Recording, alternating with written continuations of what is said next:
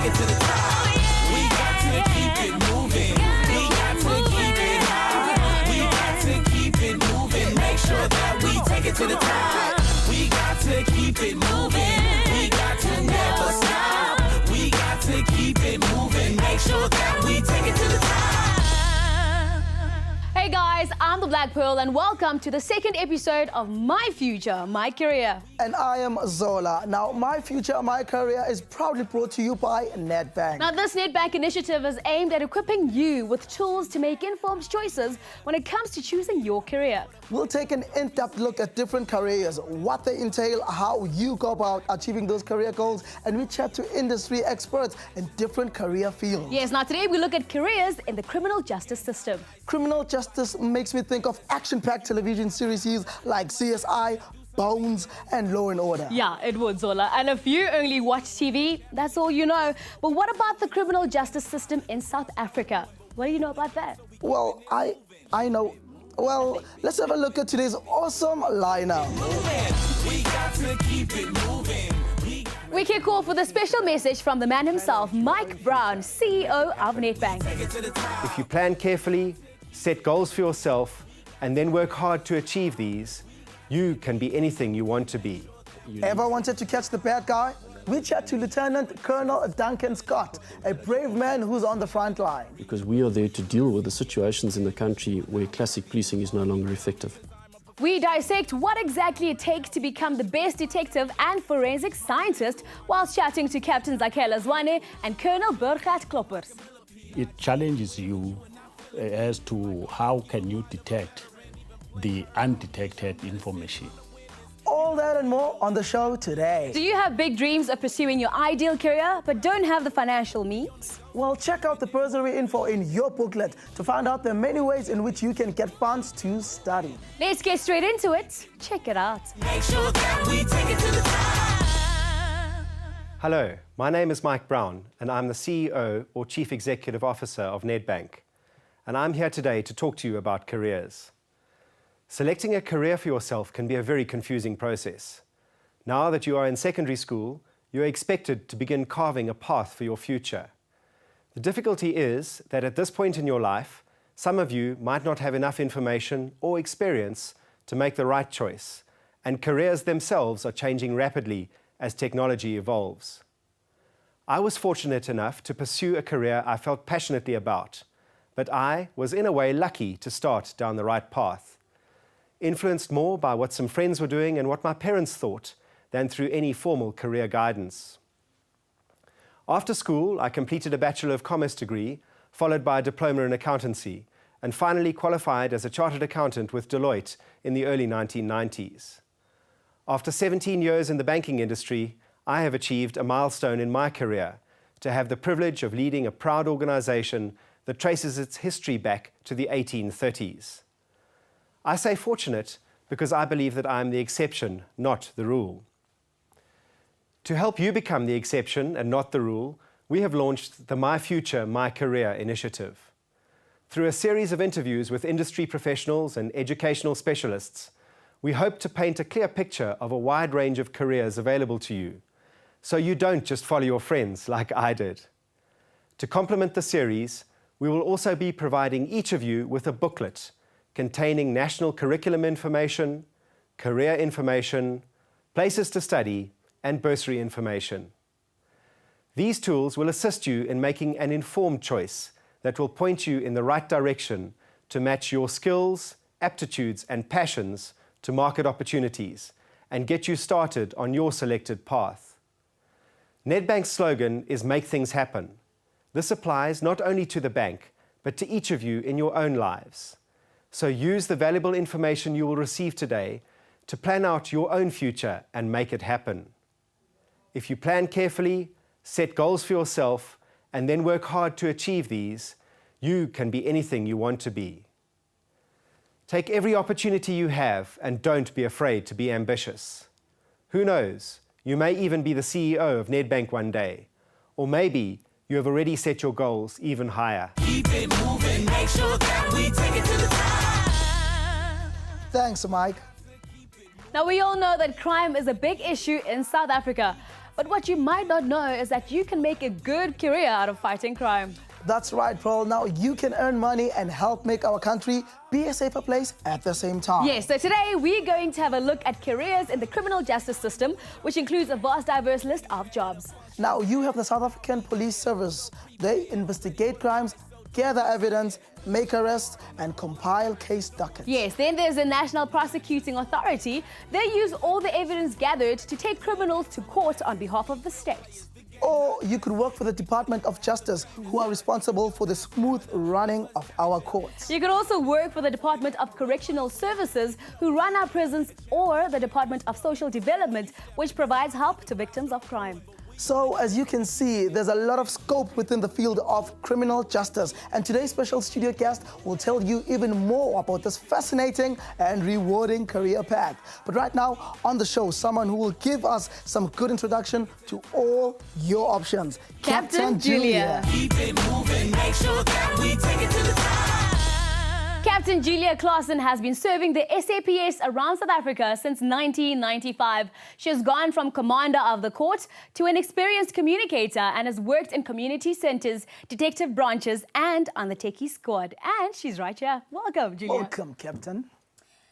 Thank you so much. Are you good? I'm very good, thank you. Great stuff. Now, Captain, the police are a huge part of our lives. I mean, they are around the community and society, and there's many jobs involved and available around there. So I want to know, according to you, what is the SAPS and what are their responsibilities? Our main responsibility is to combat, prevent, and investigate crime. But you know, the police service is so diverse, né? And it gives us ample opportunities to enhance, and it's so exciting to be in the South African Police Service. Wow. Now, there are a lot of sides in the police force, and I'm thinking there must be a lot of jobs available, you know. But what is the role of a police official? The role of the police official is to combat crime, Okay. prevent crime, and also to investigate crime. That is our main core function in the police. But there's two functions. Yeah. We have the Public Service Act also.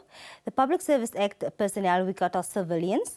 They are now only do the administrative part in the police service, like your finances, like your clerical taskings, like your administration. And then we have our police services. All right. Our police officials, they are now like your police official on the street, on beat, your crime prevention unit, your equestrian unit, your air wings, your special units like your forensic unit, and also like your the special task force. Yeah. And that's why a career in the police is when you put on this uniform, you become actually any career that you want to be. That's how diverse the South African Police Service are. Now, it sounds like there's a lot of jobs in there and there's a lot of people doing different things. I always thought you need to have a tough skin and be this tough, mean person to become a cop. What kind of people are they? You know what? In the police, the people, you must be dedicated, committed. That is a kind of person that needs to be in the police service. And you must have a passion for your work, otherwise you will never survive. Yeah. So what kinds of things could happen, you know, in a day in the life of a police official? Yeah.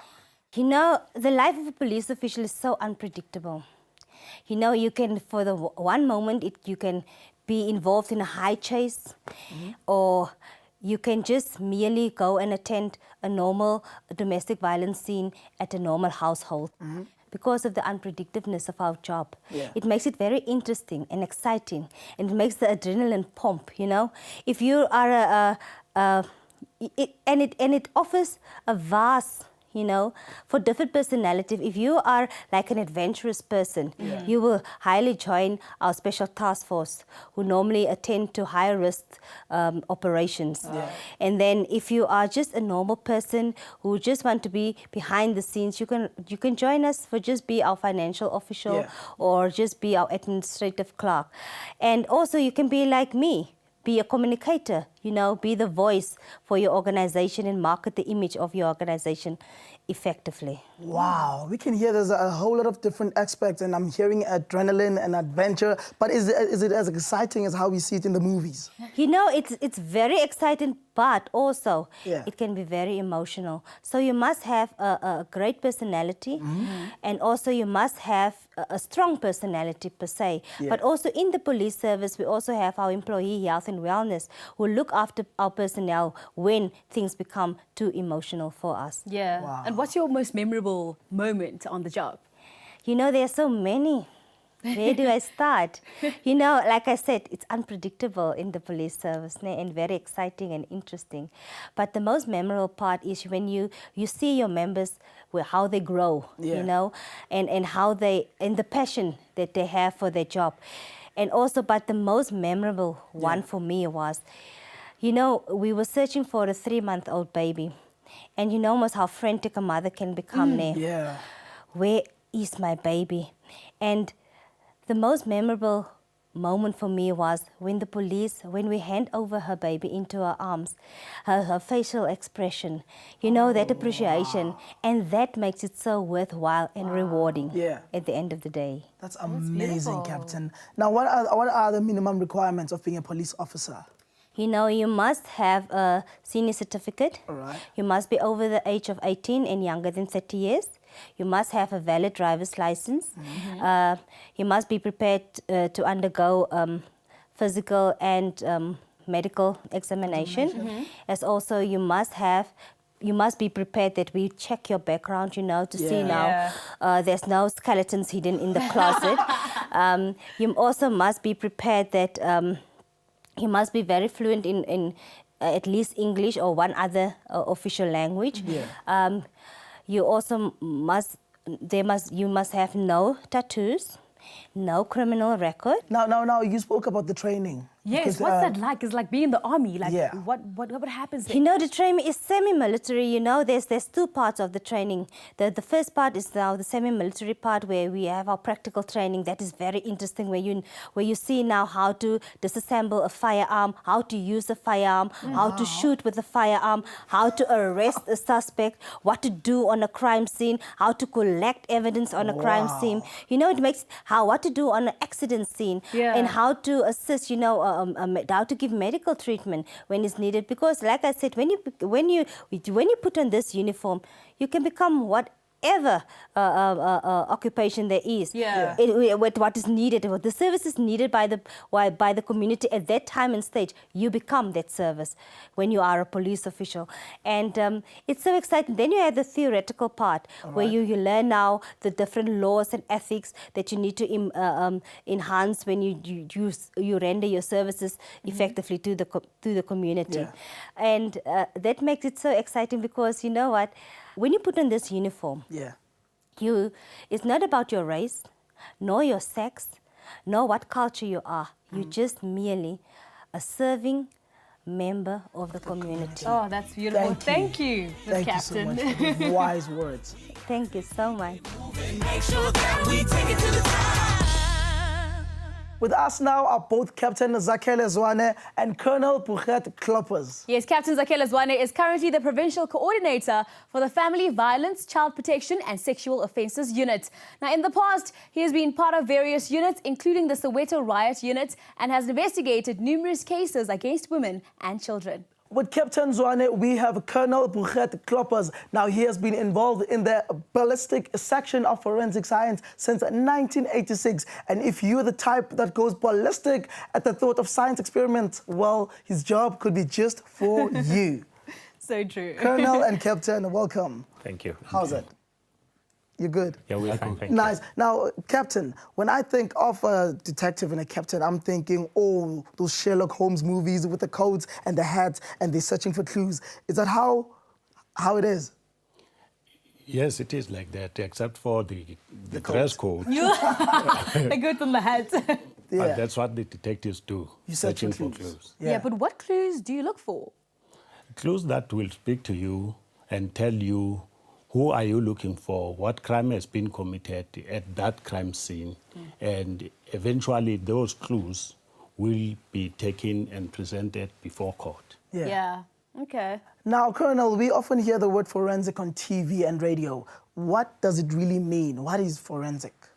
Forensics is usually short for forensic sciences, which is a broad spectrum of scientific examination techniques, which has the purpose of the judicial process in mind.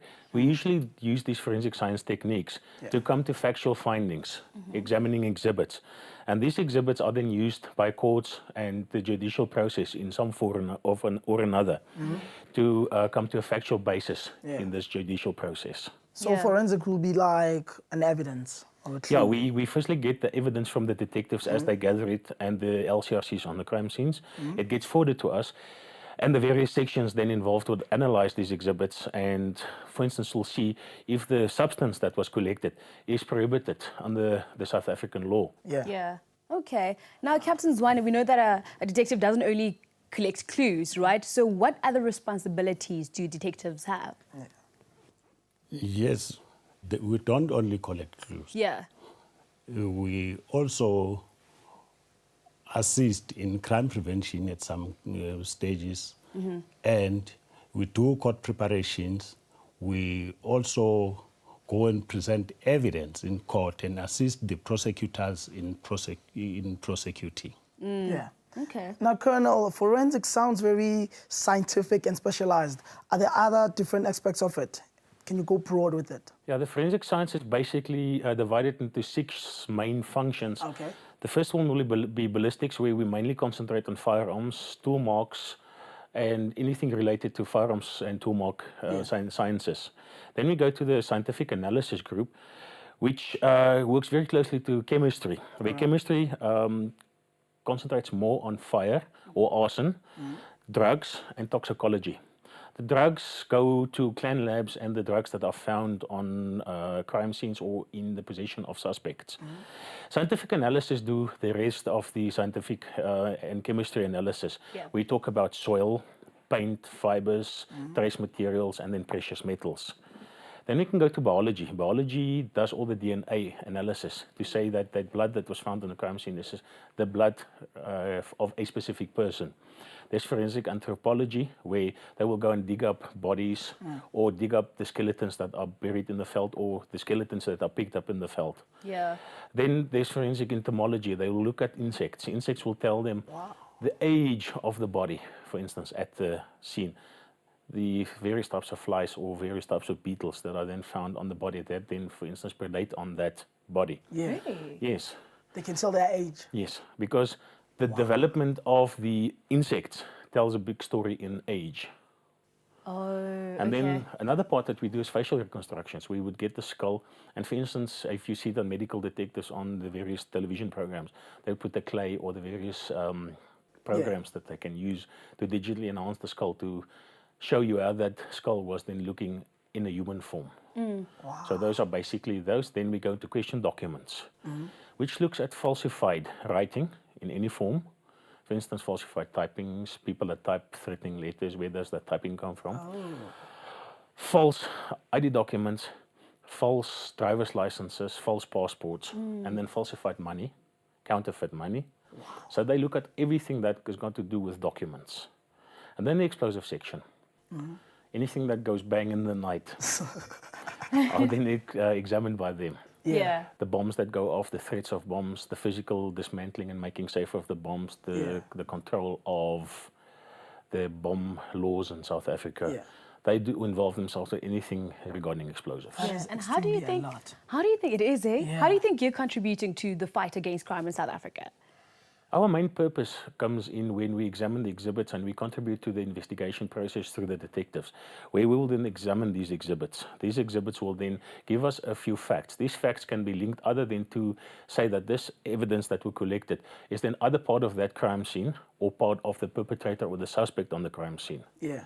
And then that leads to the judicial process where our reports end up in court. We go and testify in court when needed, and the court then uses our facts to come to a factual basis. That means the court doesn't make a finding then on wishful information, but they can use the facts, Actual evidence. the actual evidence Yeah. to come to a conclusion in court. Now, Colonel, being a forensic scientist, it sounds absolutely interesting, and it looks like you need to study a lot of things. I don't know, what is the training that goes into that before you become a forensic scientist? Yeah. The forensic science work on the basis that we assume there is knowledge in place or learning in place, that you've got to have a tertiary qualification. Then, when you apply to the various sections and you get appointed, the successful candidates are then appointed, they go through a training process that lasts anything from 6 months to 3 years. Wow. For that specific person then can operate as an independent, fully qualified forensic analyst. Yeah. Not working under supervision on a daily basis, but do independent investigations on his or her own. Yeah. Now, Now, before- Captain Zwane, I want to ask Captain Zwane the same question Okay. actually. What training goes through your field of work? You know, I know you don't start as a detective, so can you give us the process of actually getting to become a detective? Yeah. Yeah, you will have to first enlist as a police officer, a normal police officer, a uniformed one. Then from there you can apply to be a detective. Then you'll be taken for a detective learning program. Yeah. Then there are other various trainings that we will undergo depending on a specific unit you are now working under. Yeah. Do you enjoy being a detective? I enjoy it. No, I enjoy it very much because it's challenging. It challenges you as to how can you detect the undetected information. Wow. Detect the undetected. Yeah. Like that. Now, but what are the most dangerous parts of being a detective? You are dealing with dangerous criminals, armed criminals, Yeah. who are, in most cases, know that they've committed a crime. Yeah. They are wanted. Somebody is after them. Yeah. So that's the dangerous part of it. Wow, that's all real life and true, and nothing like on TV. And speaking of TV, I want to know, Colonel, do you have a futuristic lab like the ones we see on TV with metals and plasmas, and is it busy? The normal laboratory doesn't look as futuristic as the CSI depiction. That is a depiction that would make it acceptable to the public to view it. Our normal labs are normally controlled by the architecture of the building. The problem with a normal lab is that there is no futuristic equipment as depicted through silicon graphics or the CGI techniques used on normal TV, where you would normally find that the gorilla can fly a spaceship in another galaxy. That's unfortunately the part. We do have plasma screens. Yeah.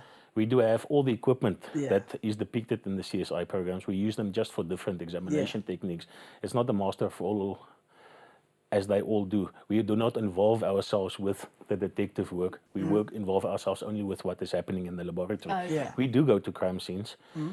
We don't go to crime scenes to collect evidence. We do event reconstruction on the crime scene. The collection of exhibits is somebody else's responsibility. Yeah. That is the fingerprint or the LCRC officers. Yeah. Now, what advice do you have for young people who want to get into forensics? Firstly, what you see on TV is glamorous. In real life, it's not always not. glamorous. Yeah. Unfortunately not.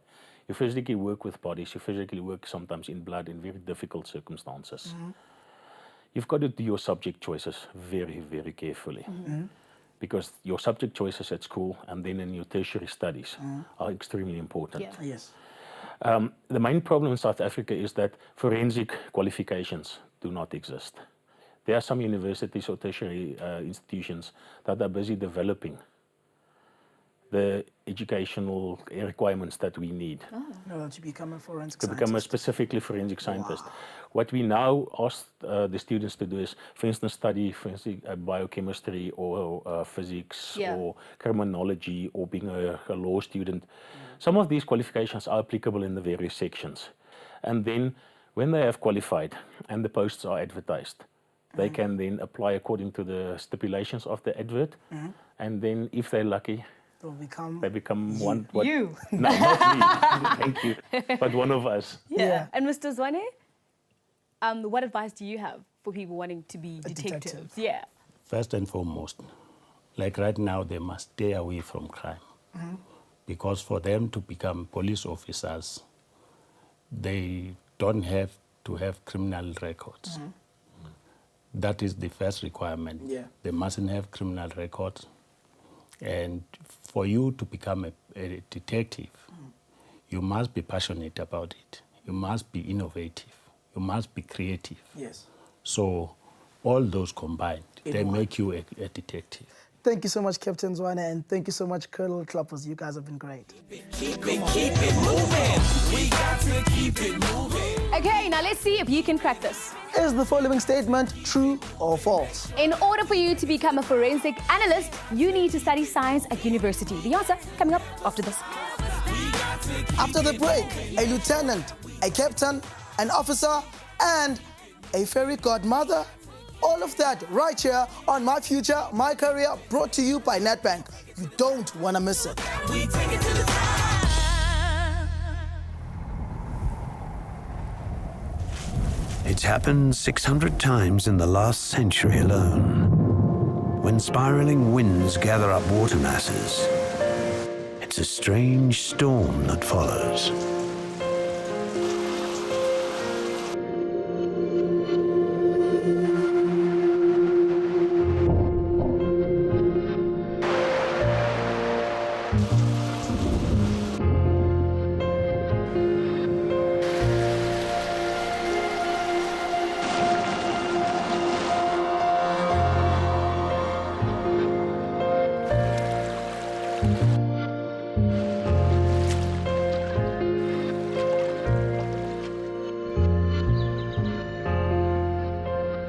In extraordinary times, it's your approach that matters.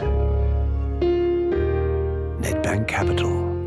Keep it moving. Make sure that we take it to the top. Welcome back. So we've taken a look at what it means to be a police officer. And we've inspected the ways in which detectives and forensic scientists gather evidence. So we want to know, can you solve the following? Before the break, we asked you whether the following statement was true or false.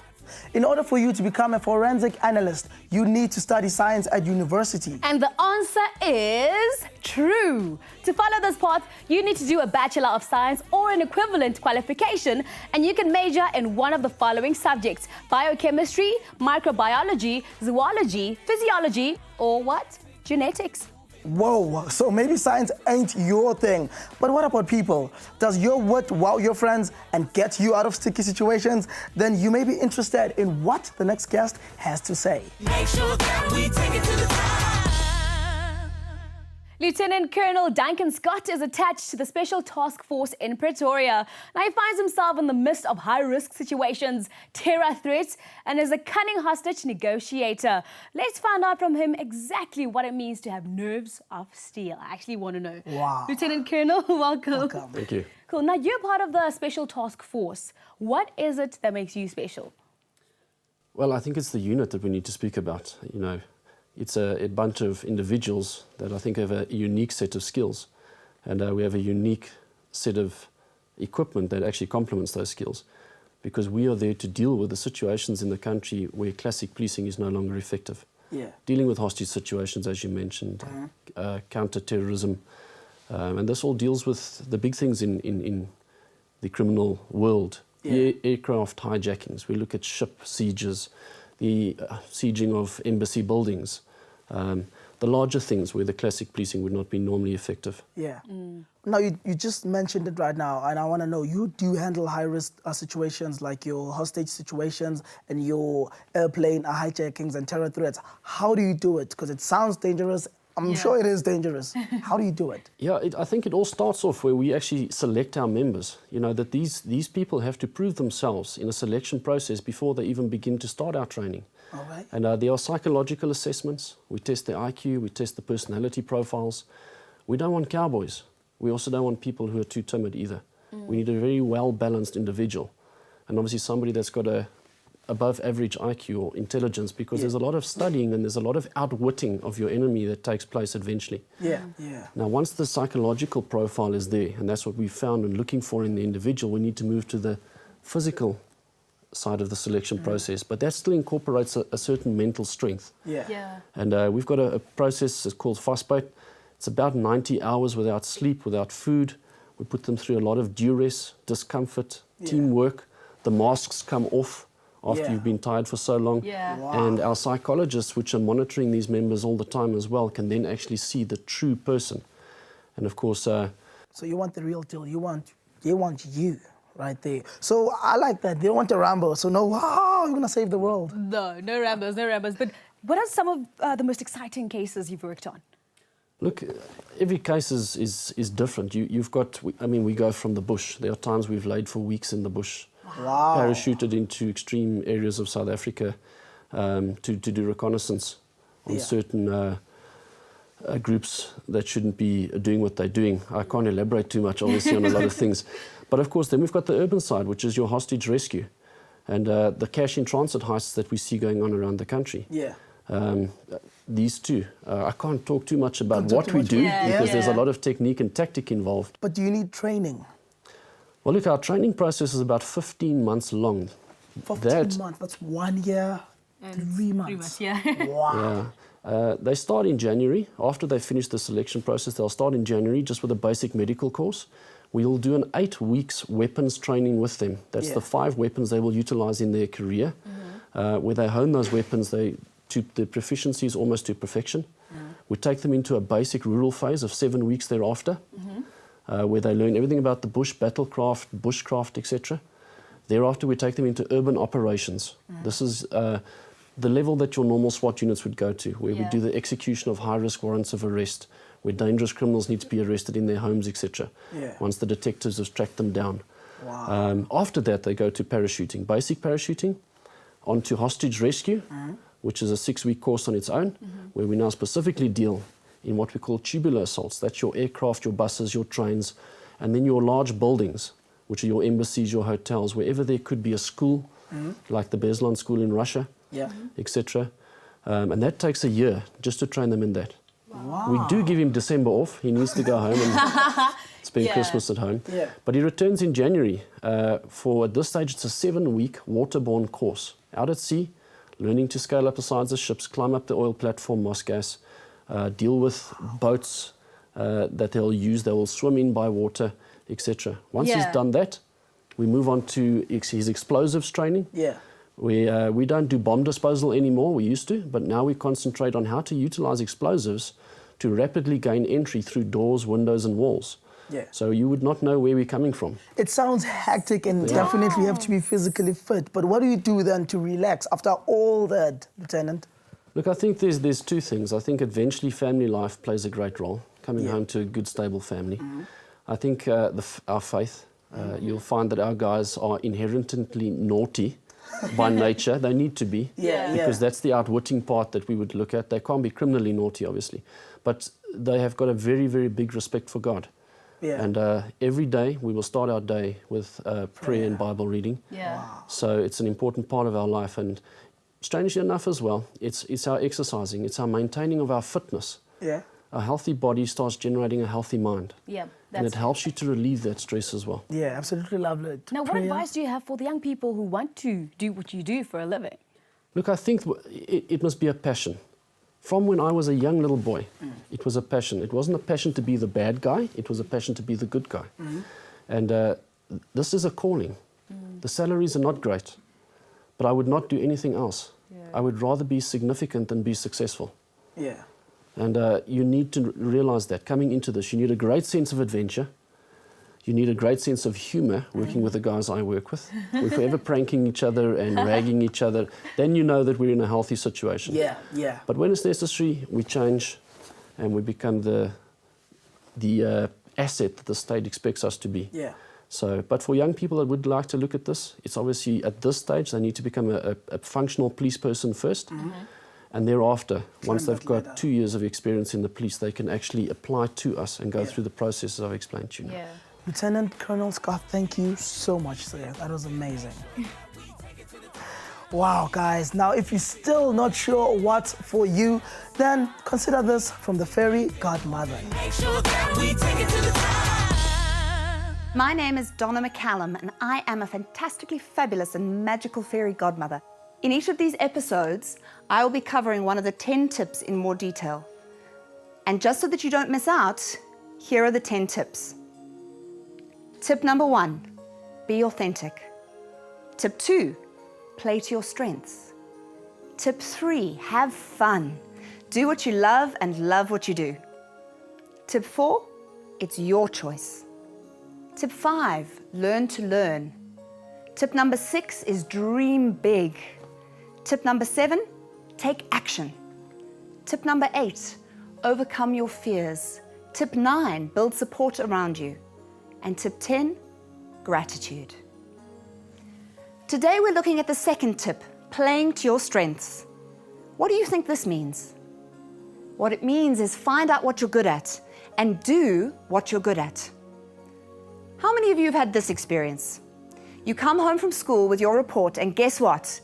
You got an A for history and you got a B for English.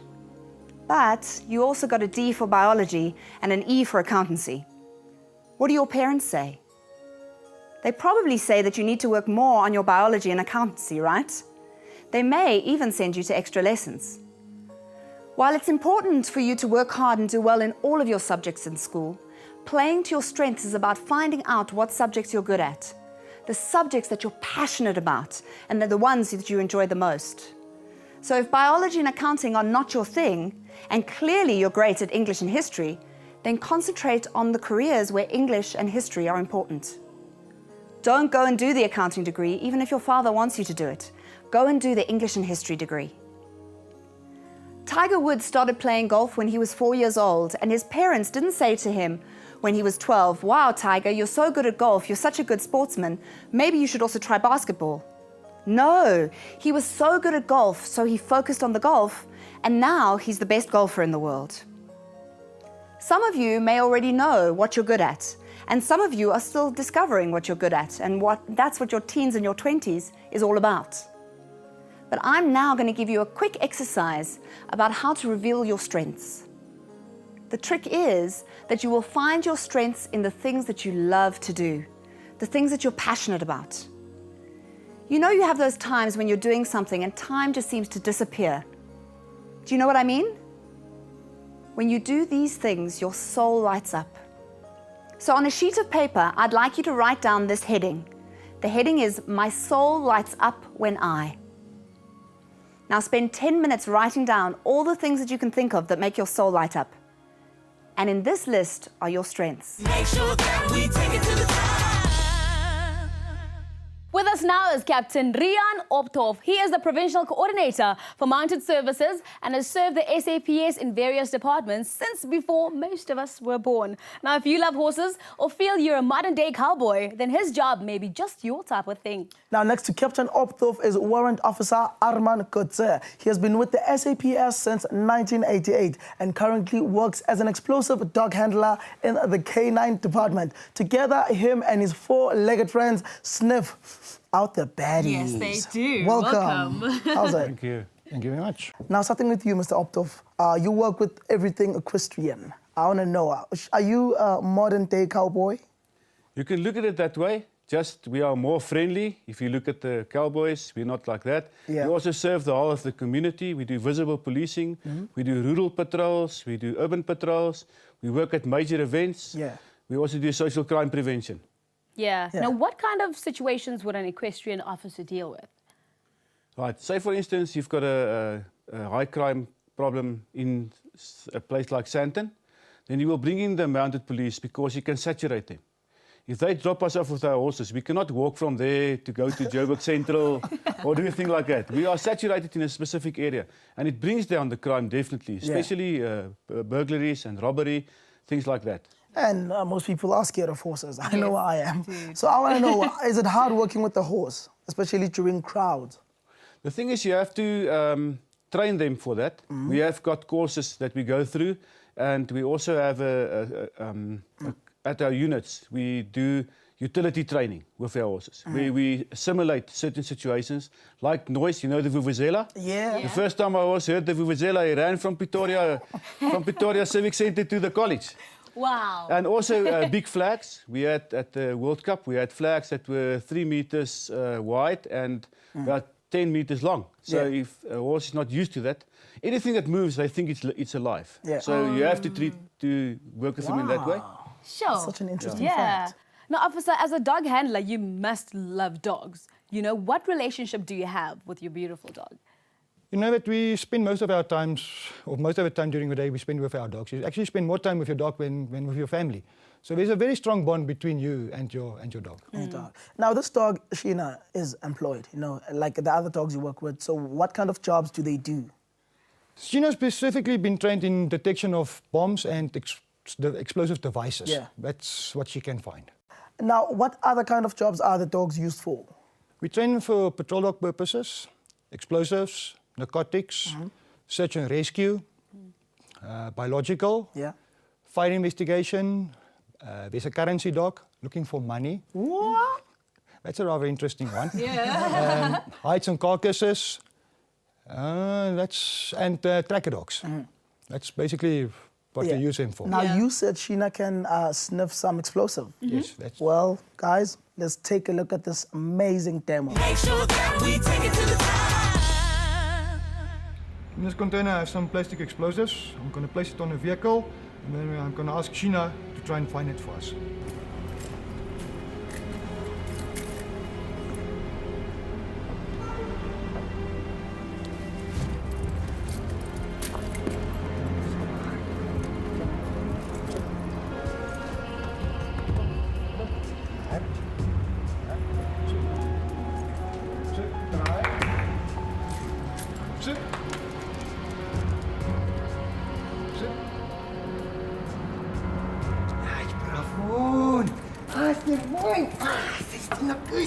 Make sure that we take it to the top.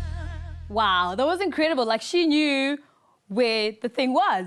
You know, how do you train Sheena to look for stuff? It's a very long process. You physically have to show the dog from scratch what you need from it. And then you have to repeat it until the dog can do it all by itself on command only. Yeah. Wow. But now, what kind of dogs do you work with? We work with German Shepherds, Belgian Shepherds, Rottweilers, Border Collies, Cocker Spaniels, and Labradors, depending on what training we need to undergo. Yeah. And where do you get them? Where are these dogs coming from? Most of the dogs are donated by the public. Wow.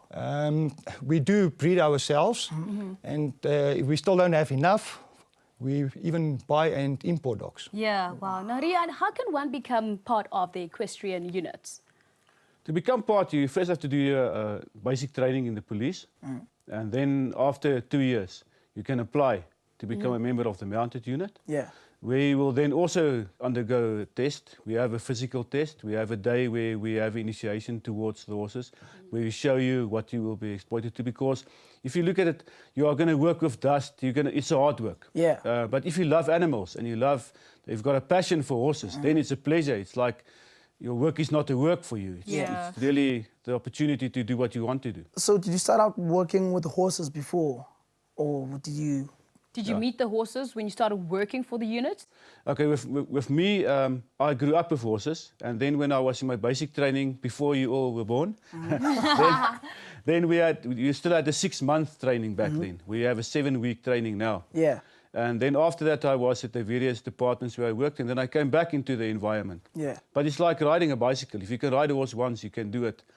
But speaking of which, isn't it physical, like demanding? Because, I mean, or does the horse do all the job? The thing is, it's physical demanding, but you adapt. And if you've got a passion, as I say, you also get different horses for different people. Really?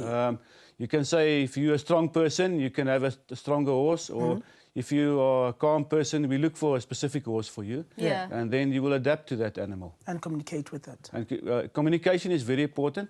They are 60 times more sociable than humans. Really? Yeah. Wow. So they can miss you, they can identify your voice, they can identify your car.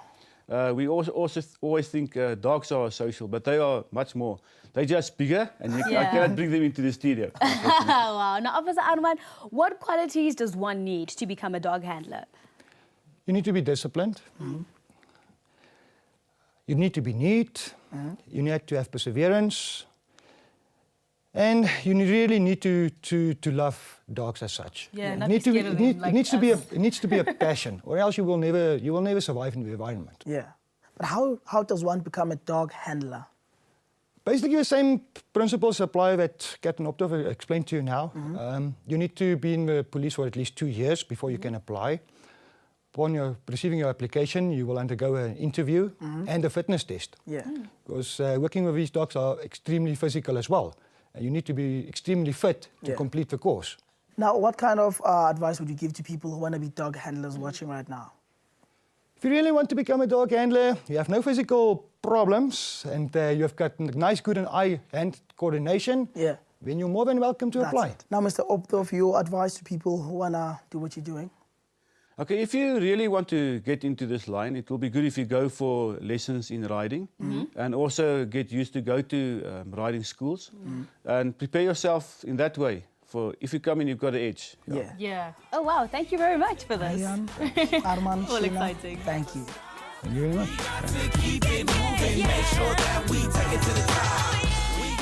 Joining us in a moment, Paulos Plakkies. But before that, let's give you some brain exercise with our brain teaser. Yes, it goes like this. I come once in a minute, twice in a moment, but never in 1,000 years. Think about it. The answer coming up after this. Paulos Plakkies has worked as a traffic officer since 1985. Now he can explain the puzzling difference between a metro officer and a traffic officer and what to do and not to do if you ever end up on the wrong side of the road. Literally. Welcome. Thank you very much. How's it, Mr. Plakkies? Good. Great Very stuff. good. Now, we've had a great introduction so far from the world of policing. We want to know what's the difference between a police officer, traffic officer, and a metro police officer. Well, to start off, a police officer, as we refer to our SAPS officers, they are generally enforcing the SAPS Act, and in general they are looking and working against crime, so they are focusing more on crime prevention. So that's what our police officers are doing. Traffic officers, on the other hand, are focusing more on traffic law enforcement. In other words, enforcing the road rules and signs, and a little bit of crime prevention as well. And the Metro Police Officer, you ask about the Metro Police Officer. The Metro Police Officer is also a traffic officer and is also trained as a police officer. But the difference is that the Metro Police Officer also focuses on the enforcement of municipal bylaws. And also then they focus on crime prevention as well. So basically that's roughly the difference between the three. Now, Mr. Plakkies, what type of qualification or training does one need to become a traffic officer? Well, the type of qualification and training for a traffic officer, firstly, we need to look at the minimum entry requirements for a traffic officer. A person interested in becoming a traffic officer must have a matric certificate or grade 12, no criminal record at all, medically fit to do strenuous exercise, and a driving license. That's the minimum entry requirements, and then we can take it from there. The training itself, as we speak right now, we are busy presenting the very last 6 months training course for traffic officers. As from January 2011, we will start off with a 12 months qualification for the training of traffic officers.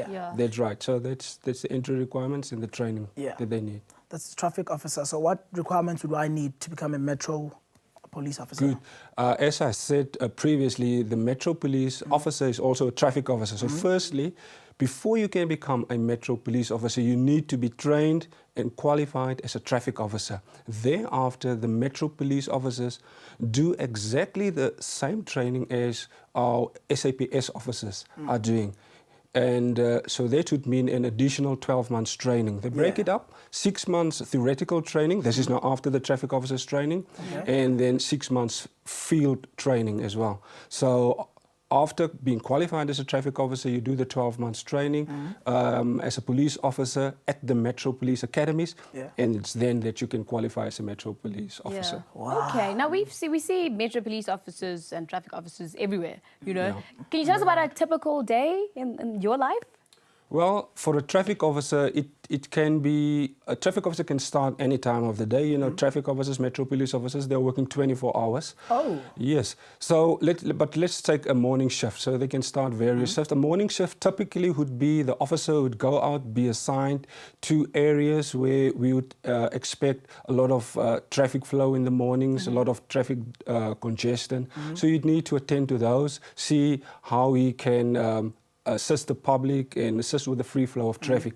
Thereafter, the traffic officer will be assigned to various other duties. It can be, for instance, general patrol duties. It can be assigned to the accident prevention unit and so forth, or just patrolling areas where we know is generally a problematic area in terms of incidents and accidents and so forth. Yeah, basically that would be the day of it. 24-hour gig.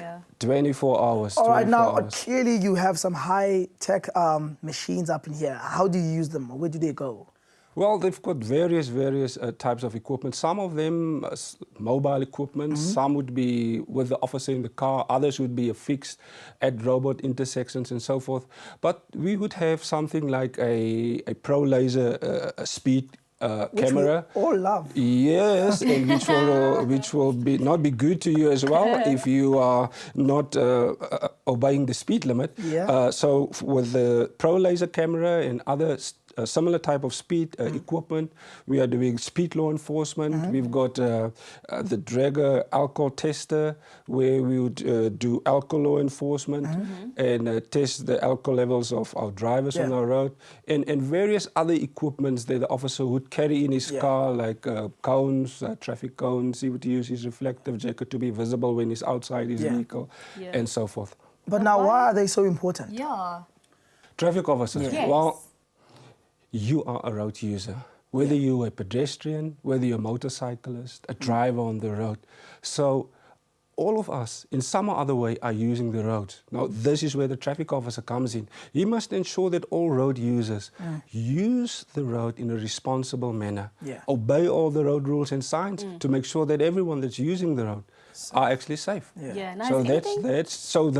I just want to stress that the role of the traffic officer, most important, is to save lives on our roads. Yeah, and that's great. Now, has anything funny ever happened to you on the job? Well, I can tell you a couple of stories, but let me choose the shorter one.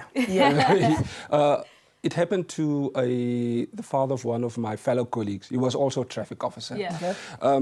So like I just explained now, in the morning, he was doing his morning duties, attending to very heavily traffic problems. And after that, he was now taking his motorcycle. I was also a motorcycle officer, so I can identify with that. And he was taking a patrol, and he think, let me quickly go home. He was not staying far from where he was working. But as he was taking the turn, some people were standing next to the side of the road at a garage. It was early in the morning still, and but he was not paying attention to them. And as he was taking the turn, the officer fell, unfortunately. And the motorcycle skid that way, he skid that way, and his clothes were torn. But these guys standing at the side of the road rushed to him and said, "Officer, how can we help?" And they assisted him, they dusted him off. His motorcycle was a little bit damaged, put him on his motorcycle, and he went home. At home, he didn't tell anyone. He put on brand new uniforms on his motorbike again, and is now patrolling back to his office. And as he was now traveling the same road back, he saw those guys standing next to the road, still enjoying themselves in the early morning sun. So he thought to himself, these guys are thinking a traffic officer can't ride a motorbike. Now I'm going to show them. And as he was taking the turn again, he was concentrating on them and not on the road. And he hit that same patch of road, same sand, and he fall once more, this time even harder. And the same guys, just a few minutes later, had to come and pick him up. And so the moral of the story, don't try to impress people. Just do your work to the best of your ability. Now, Mr. Blanchis, in 5 seconds, how can someone do what you're doing now? What's the best advice you can give them? Well, I would say if a person is really interested in becoming a traffic officer, first of all, we would like people that are having good communication skills, that can talk good, that can write well.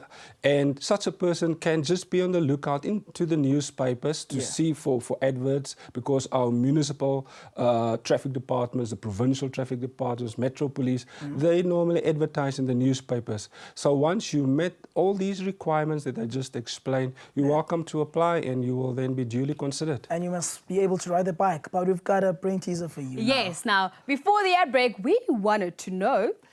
I come once in a minute, twice in a moment, but never in 1,000 years. Mr. Plakis, do you think you know what that is? I come once in a minute, twice in a moment, but never in 1,000 years. Now you have me. Well, the answer is the letter M. There we go. Once Okay, in good. minute, twice in moment, never in 1,000 years. All yeah, right, get it? okay, good. Well, thank you, Mr. Blakey, for that. You're welcome.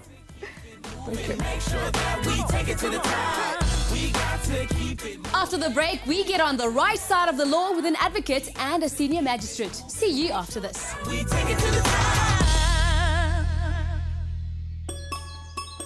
Our course wasn't perfectly trimmed. There were no greenkeepers, or sprinklers, or even grass for that matter. On our course, the hazards were real.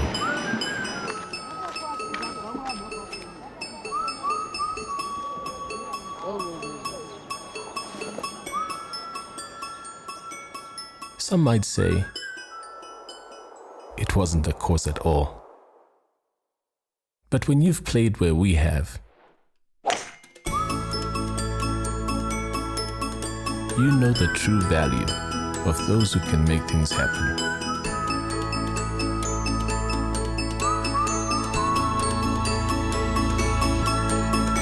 Nedbank. Keep it moving, make sure that we take it to the top. Last up in studio, we have Advocate Xolisile Khanyile. Now, Advocate Khanyile started prosecuting in the District Court, Matadeni, Newcastle, KZN, then went on to become the State Advocate of the High Court in Pietermaritzburg, and is now Acting Director of Public Prosecutions, South Gauteng High Court, Johannesburg. That is huge. That is Yeah. very big. Also with us, a senior magistrate, Mr. Daniel Tulare. Now, Mr. Tulare has worked his way from a rural cattle herder to a public prosecutor, giving papers on law in conferences around the world. Besides this global presence, he's also still remembered among some East Rand attorneys for his fierce cross-examinations that will make any man plead guilty. They're here. Welcome. Welcome to the show. Thank you. Thank Great you for having us. stuff. So once the case has been investigated, case dockets are created and handed over to the National Prosecuting Authority. Now, I want to know, what is the main function of the NPA? The main function of the NPA is to institute and conduct criminal proceedings in all criminal matters. We also conduct any proceedings that are incidental to the institution of criminal proceedings and the conducting of those criminal proceedings, like guiding the police in the investigation. We also withdraw cases before the accused plead, and we can also stop criminal proceedings. That's our main function. And we are guided by the Constitution, and our vision and mission is to ensure that our streets are clean and that our society, the members of the society, live in a very peaceful and secure environment. Now, it all sounds like the NPA is a vital part of the criminal justice system. Is it a rewarding job? It is rewarding. Morally, it's very much rewarding because we deal with victims who have been scarred. Victims who have been scarred, some of them have been scarred for life, like in rape cases. Some of them, they find it even difficult to go to court and explain what really happened to them. So it is rewarding at the end of the day when you manage to get a conviction and you see the victim coming to you and saying thank you. So in that sense, I would say it's very much rewarding because you see that justice has been done. Yes. And our conviction rate has been very high. It has always been above 80%, which shows very well that we do proper screening of cases and we prepare before we go to court and we do research, and that's the reason we're successful in most of our cases. Nice stuff. But now you get a lot of lawyers. So how do you describe your job? My job, I'll say, we are lawyers for the people. We represent the victims. That's the reason I was saying our vision is to ensure that the victims, they get justice. We represent the victims of crime, and we do a lot of preparation and interaction with them before we even go to court. If I can just take you from the beginning, when you are a prosecutor, you need to to consult with the witnesses before you go to court. You consult and consult. When you go to court, you need to know your case more than everyone that is in court, because you've got that benefit of sitting with witnesses. You can prepare a month before, but it's very much wise to also prepare shortly before the commencement of the trial. It's also very important that you do a case study. You read everything that is in the docket. You see where the weaknesses are, where the strengths are. If there are any gaps, you try to close those gaps. That's the reason I'm saying we work very, very close with the police. When you've got a strong case, no matter how weak your argument can be, but when you've got a strong case and you know your case, the likelihoods of you winning are very much big. Yeah. Now, what qualities does a person need to be a very good advocate? I think you need to be very much assertive. You need to be confident when you are in court. You need to speak. You need to be audible. A person who is sitting at the back of the court needs to hear what the prosecutor is saying. As I've said, you need to study your docket. You need to know what is in your docket. When you ask questions, you need to know what answers are you expecting from the person. You need not to be surprised when the witness is telling you something that you haven't heard during the consultation. But you have to be very careful. You don't have to coach your witness. You don't have to tell your witness what to say. It's very important that you be polite with your witness, because you might deal with witnesses who are still vulnerable, witnesses who are still in pain, witnesses who feel you are victimizing them again by asking them to narrate the story. And you need to be in control when you are in court, because you are a dominus litis, you are in charge. You need to show that you are in charge. You need to know how to ask questions and what answers are you expecting and what are the right questions to ask. What is it that you are not supposed to ask? You need to be able to get all the information that you want to get from your witness. You need to let your witness give the version of events in a chronological order, in a logical order. What happened first should be told first.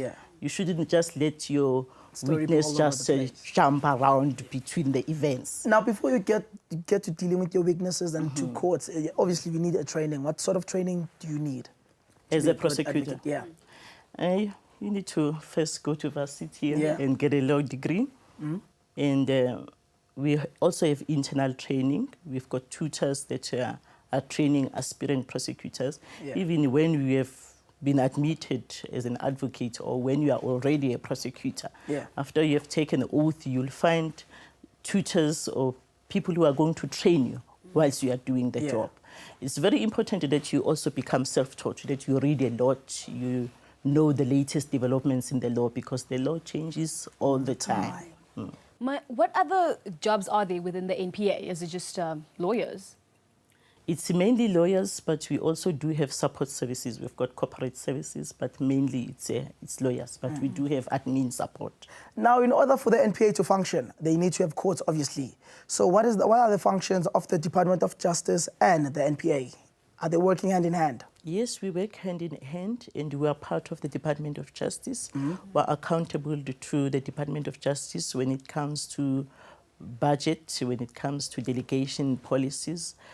And the Department of Justice is there to ensure that we've got resources, we've got courts, we've got court personnel. Now, what does the Department of Justice need to do to keep the courts running? When generally we talk about the Department of Justice, we are talking about court support services. Because I think to understand the context, one must say that we have the National Prosecuting Authority and you have the judiciary. She falls within the National Prosecuting Authority. I fall within the judiciary. Judiciary basically is judges and magistrates.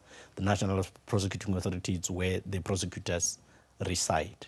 Now you have the Department of Justice and Constitutional Development, which provides the administrative capacity for both the National Prosecuting Authority and the courts. It is the Department of Justice and Constitutional Development's responsibility to make sure that magistrates, judges, and National Prosecuting personnel have got offices from which to work, court buildings from which to work, clerks of the courts to offer the support. Yeah. You know, all those kinds. So the Department of Justice, even the political leadership resides within the Department of Justice headed by the minister. But now, what is the role of the magistrate court? Yeah, we have basically two tiers of courts, if I can mention it that way. Okay. We have what we call the lower courts, and then we have the higher courts, all right? The lower courts, it's the magistrates' courts. There you have the district court and the regional court. All right. And then you have the tiers or the higher courts, where you have the higher courts in the provinces, and then the Supreme Court of Appeal and the Constitutional Court. So the magistrates' courts, it's where basically the coal face of service delivery. It's the closest courts towards the communities. That's where, you know, offenses which are not so serious are being adjudicated. Matters that are not of serious nature are adjudicated to make sure that justice is accessible to every citizen in the country. That is why generally you find a magistrate's court basically within every municipal area and or within every town. There's a magistrate's court, whereas the high court is basically at a provincial level. Yeah. Now, from what you said now, it just sounds like this is a position of great responsibility. You know, how would you describe your job? It is a position of great responsibility. Look, the magistrate's court is basically the fountain of justice for a particular district or for a particular town. That's where everybody who's thirsty for justice comes to drink. We do adjudication generally in three segments. At the magistrate's court level, you have the criminal courts, in terms of which I would then interact with the National Prosecuting Authority because they are prosecuting criminals. And then you will also have the civil section, in terms of which when you have made a promise to marry her and you don't carry out that promise, she may sue you for breach of promise. Really? It will be in the civil courts, and or you are involved in a motor collision, you will come to claim for your damages. It will be in the civil courts. And then we'll have generally the courts that would take preference or some precedence on the national agenda starting from Sunday, you know, which speaks to family law, basically maintenance and domestic violence. And because generally during the Women's Month and the 16 days of activism, that's the centers of the courts that generally get, you know, the judicial spotlight and or the national spotlight on them. So you have those three kinds of courts. But speaking to the criminal courts, in terms of which I have interactions with the National Prosecuting Authority, once a crime has been reported, the police investigate it. The prosecution will decide whether in fact the facts set out in the file, which we call the police docket, suggests that there is an answer that must be given by an accused person in respect of guilt and or innocence. And then it comes before the magistrate, Now, who then adjudicates. Then they adjudicate. Now, working in a court, Mr. Daniel, it seems like it's nerve-wracking. There's objection, there's sustaining, there's order. How do I get to be a magistrate? Look, first and foremost, you must be a person of character. You must be prepared to be a student for life. Student for life. You must be a good listener. You must be an inductive thinker. Because you see, whilst the person is, let's say for instance, you're telling me a story about how she beats you up in a complaint of domestic violence. I'm not only listening to what you're saying to me, I'm also simultaneously listening to what the law is saying to me. I'm also simultaneously listening to the outcry of the community out there as regards the prevalence of the offense. So all these things are in my mind as I listen to you. All right. So that is why I say you have to be an inductive thinker. You must be a good listener. You must also be a good researcher. You must know where to find your law. But then how do I become a magistrate? What do I study? Yeah, you have to have a degree in law. In the past, it used to be the B Juris and the B Proc. That was the initial degree in law, and now it has been elevated to be an LLB. That's the first degree that you have to obtain. But in order to come and sit as a magistrate, you must have postgraduate experience. In other words, you must have worked in a legal environment after graduating for the minimum generally is 3 years, although we are striving towards the 5-year and beyond. The more experience you have, the better. Now, what other work can I do in the DOJ? the Department of Justice? What other work is available around? They are basically, remember, we are a fountain of justice in the whole family of the Department of Justice. So lawyering, it's our game. We have to provide the country with the legal acumen. And all these things resides within the Department of Justice. You may not decide to come and sit as a magistrate and adjudicate matters. You may decide to draft the laws themselves. In other words, once politicians decide on what the policy should be, that, let's say for argument's sake, whilst drafting the Domestic Violence Act, there was an observation that when women and children in particular, and some men, go to the police station to complain that I'm being beaten up, the reaction of the criminal justice system would be, go home and sort this out and call your uncles. All right? So there was a need, therefore. Politicians observed that and noted that and said there must be an answer, all right, to that. And what happened is they decided, then there was talk about a Domestic Violence Act. Once that policy position comes to being, then it is brought to the Department of Justice, who then drafts the legislation, section by section, to say, what do we provide for? What is an application? How do we deal with this question? Does it have to be an opening of a docket, or does it have to be an application? And that's how the laws comes into being. There are legal drafters. There are also state law advisors. Once there is a problem that involves government, the question is taken to the state law advisors to give an opinion as to what route to be taken and whether in fact there is legislation in the country that covers that aspect, and if there is no legislation, to advise that such kind of legislation be formulated. Yes. And then you also have state attorneys, and then you also have state advocates. You also have legal admin officers within the administration itself. Yeah. So, Advocate, would you like to add? Yeah, just like any organization, we're not limited to prosecutors or legal people. You'll also find your IT specialists, your HR practitioners in corporate services, that's the admin support. You'll find your librarian. You'll find the custodians of our files, the document center, the registrars, the clerks of the court. So the scope, it's a bit wide. You'll find court preparation officers who prepare children, especially children or any other witnesses, before they go to court. Now, what advice do you have for learners who want to pursue a career in the criminal justice system? I would say they should study, and study very hard. It's very much fulfilling to be a prosecutor and to make a difference. In South Africa, we've got a big problem of crime. People leave our country because of crime. So to play a role in fighting crime and to take most of the criminals to jail where they belong, it's very much healing.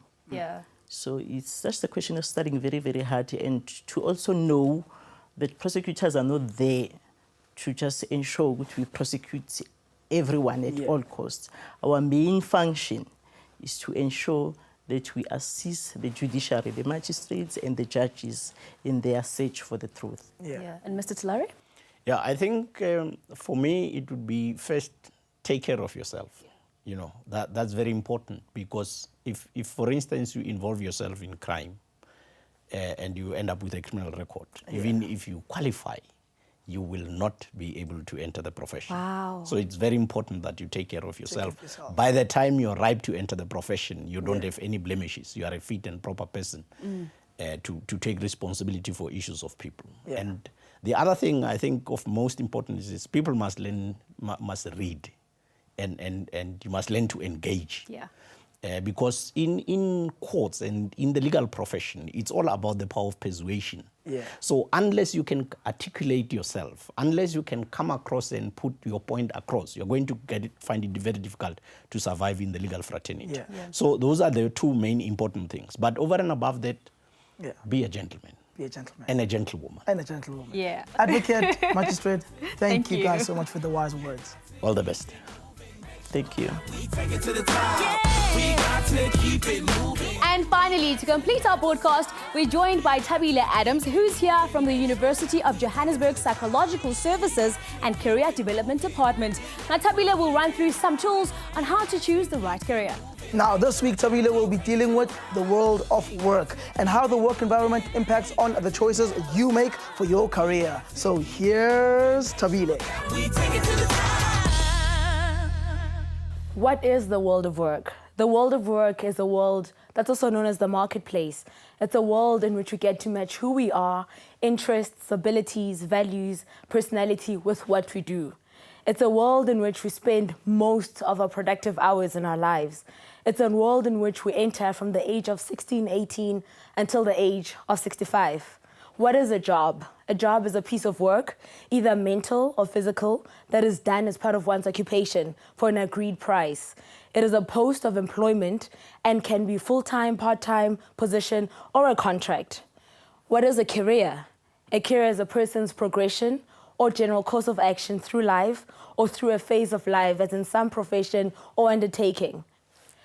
An occupation or profession, often requiring special training, followed as one's life work. If we simplified these two definitions, we could say that work is any form of mental or physical exertion towards an expected outcome. A job is a piece of work for which one is paid or has a contract, and a career is a series of jobs which indicates progression and growth through one's lifetime. Did you know the world of work has changed over the past 10 years due to internationalization, technology, changing structures of organizations, and cultural diversity in the workplace? What are the requirements to get into the world of work? Depending on what you want to do and how quickly you want to do it, you may need specific requirements for some careers and at times not. Currently, the most minimum requirement is a grade 12 certificate. In some cases, a trade certificate, for example, an electrical trade certificate or boiler maker certificate. In some cases, for a medical degree, if you want to pursue a career as a doctor or an engineer, you will need an engineering degree, and so on and so forth. There are some cases which you do not require educational qualifications, and in this case, training can occur on the job. What type of work can one do? There are endless types of careers, and they can be grouped in various ways. Let's look at a few. There's natural resources, construction, finance, health services, educational services, physical sciences, the arts and culture, entertainment, recreation and sports, and finally hospitality. Obviously, there's a whole lot more which are not mentioned. There are many different work opportunities. Here are a few. Learnership. In a learnership, you learn as you earn. They combine theory and practice, which culminates in a recognized qualification within a specific field. The sector education and training authorities are responsible for learnerships, and the training is intended to prepare you for employment or self-employment. Volunteering. This is working without any form of payment. One benefits greatly from volunteering because you gain experience while empowering communities, and it may lead to many opportunities. Entrepreneurship. This is where you create your own opportunities and build a business. Entrepreneurs are people who are comfortable with uncertainty, taking risks, and are courageous. Low-paying service sector work. This is jobs such as cleaners, plastic packers, and construction workers. And finally, the other opportunity is high-skilled professional jobs. These require high education and training. For example, engineers, psychologists, scientists, and so on and so forth. So, what does this mean for me as I prepare to enter the world of work? You need to understand there's lots of competition in the workplace, and you need to use all the skills which you have acquired throughout your lifetime. No one has a crystal ball to tell you what to do and how to do it, so you should take ownership for your own career choice process. This involves self-insight, researching, planning, goal setting, and reflecting. It's also important to consider all options and be flexible in order to achieve your career goals. How do I become employed? Once you've chosen a type of career, you need to start applying for work. Normally, this follows a process of looking for vacancies, applying by sending a covering letter and a CV, attending interviews, negotiating, and signing the contract. However, many people become employed through networking. Networking is a process of building relationships with people and exploring how you can benefit one another. Sometimes this leads to a person becoming employed by the other within the organization they work. How do I do job research? There are 4 kinds of ways: paper, PC, people, and participation. Paper involves printed information which you can get from the libraries, career centers, or bookstores, or newspapers. The PC, this is doing your research through the internet or online recruitment sites. People, this involves networking. And participation involves you going to the company to do job shadowing as well as volunteering in that company to discover, is this really what I want to do? How do I know if a job is right for me? Searching, gathering information may not be glamorous and it takes effort, but really, it's the best way to know what's best for you. When you make your final decision on your dream job, you will also know the reasons why this is the best job for you. Rather than assumptions based on your imagination, you'll have a solid reason why this is the best career for you in your field at this time. Often people talk about work ethics. What do they mean by this? Work ethics is belief in the moral benefit and importance of work, and it's an inherent ability to strengthen character. Employers expect their employees to have a good work ethic and be committed to the importance of the job. Poor work ethics is when one does not care about doing a job well because they do not value the importance of the outcome. How do we know what work will be meaningful to us? In order for us to feel work is important to us and strengthen our character, we need to possess self-insight and the ability to reflect. Self-insight assists us in making the right career choice. If we are to make a good choice, we are likely to find work fun, meaningful, and fulfilling. The ability to reflect enables one to continually evaluate and carefully consider our actions or our work so that we can begin to understand what gives us meaning in life, what we enjoy doing, and what we are good at. By reflecting, we can make good estimations of what will make us happy in the future. I hope this has helped you to understand the world of work a little better. Good luck in making the right career choice. Keep it moving, make sure that we take it to the top. I'm certain that the information and tools that you have received today will make a positive difference to your future and your career. As you sit here today, your most valuable asset by far is your future earnings stream, and that is your choice. My final advice to you is to use this information to the best of your ability. Go out there and ask questions, contact the appropriate people, investigate your options, and never give up. You are the master of your own destiny. Like Nedbank, you too can make things happen. If you enjoyed this broadcast, please speak to your educator to find out about the coming week's topics, and don't forget to register. Thank you so much for joining us today. We'll be back again next week. And that, I promise, is the honest truth. Look forward to seeing you. We got to keep it moving.